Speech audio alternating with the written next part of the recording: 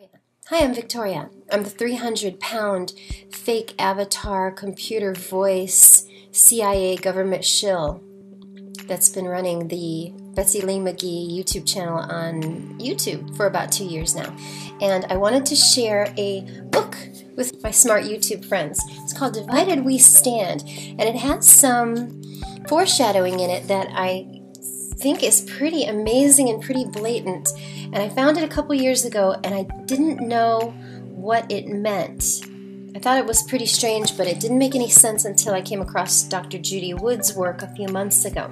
So this book is from 1999. This is a reprint from 2011. It has a new introduction and afterword by the author. This is also available on Amazon.com, and they have one of those look inside, and you can read a lot of the book. So I will link to that in the description. And the part that is pretty blatant and sickening is from the 1999 edition. Of course, 9/11 hasn't happened yet. Right here in the beginning, this is on the last page of the introduction from March 30, 2011. It's Eric Dart in New York City. He's talking about the towers and the place they held in New York's lore and New York history, and how they didn't exactly fit into the New York skyline. And here toward the end it says, like a martyred saint swept up into heaven, the World Trade Center, even as its actual wreckage smoldered for all to see and breathe, had transcended the earthly world. That's pretty interesting because the towers were swept up into heaven. The directed energy weapon was turning the steel that the towers were made of to iron dust, which was being sucked up into the sky. At the end, I thought it was pretty sickening where he says, this is in the afterword, the very first paragraph says, after the World Trade Center we were left at best with fragments, and now even those are gone except for those that became relics. The process of disappearing the ruins began almost immediately after 9/11, even before rescue had been completed. Disappearing the ruins was going on before the rescue was even completed. If I knew anyone who died that day in those towers, that would really bother me. He goes on, the physical wound in the landscape of Lower Manhattan was sanitized with nearly blinding speed. Sanitized. So they got those dirty victim bodies and those dirty old towers out of there. But especially the victims. It's pretty sickening. If you decide to read a book about the World Trade Center, this is a very good one to read. While David Rockefeller tries to distance himself from the towers, other than saying that it was his idea to build them.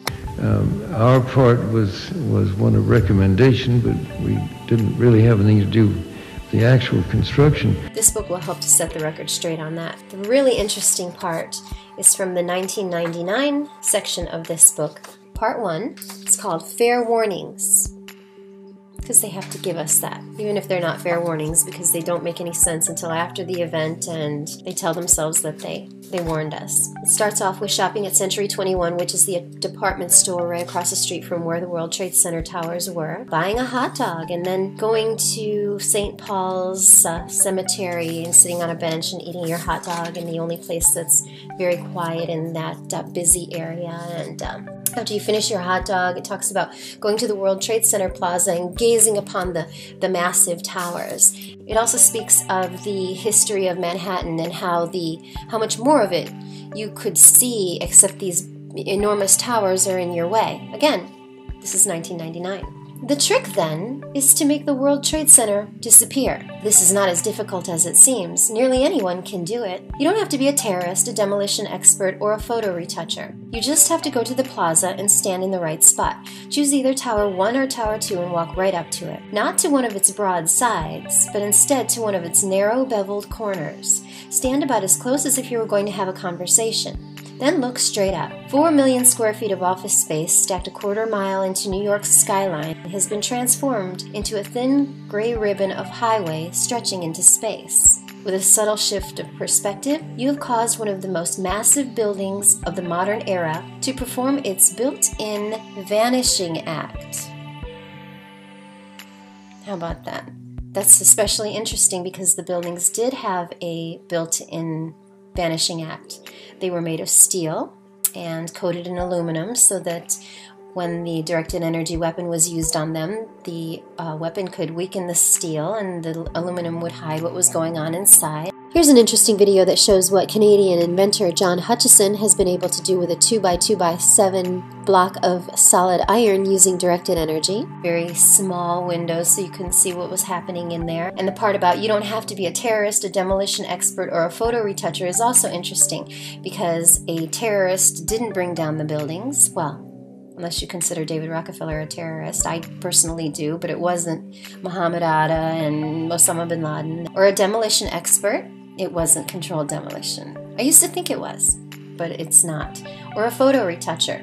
But if one of the World Trade Center's secrets is that it can be made to disappear, what other kinds of knowledge might the towers hold? If you're going to find out, you will have to explore them, get to know their origins, their habits. That's true. Get to know their origins, because their origins were, they were built by David Rockefeller to destroy with people inside. And they were always going to use directed energy weapons to carry this out. You will have to ask them questions about what they are and what they would be if they could. And you will have to talk with other people who have lived with and around them. To start by making the Trade Center disappear, though, seems a good way to begin. Isn't that an awful lot about making the World Trade Center disappear, and then it did disappear 2 years later? Because if you are going to get to know the World Trade Center well, make it part of your own space and time. You must unbuild the towers, cause them to vanish from the landscape. Then it will be possible to rebuild the World Trade Center story by story. From a hole in the ground to a foundation, and then floor by floor, 102 stories into the air. Also, I noticed that the whole chapter is called Illumination at the Foot of the Towers. This isn't about any sort of light source at the foot of the towers, so they must be talking about the other kind of illumination, which is obtaining wisdom or knowledge. What knowledge is gained at the foot of the towers in this chapter, other than that the towers had a built-in vanishing act and that they can be made to disappear? Toward the beginning of the intro, he says, "It is, of course, impossible to disregard the reality of 9/11 while reading this book. But given that the book contains no foreknowledge of that nightmarish day..." Yeah, don't think there's any foreshadowing in here. Of course there isn't. Predictive programming. They do it in music, movies, cartoons, TV, and even in books, because they think we don't read.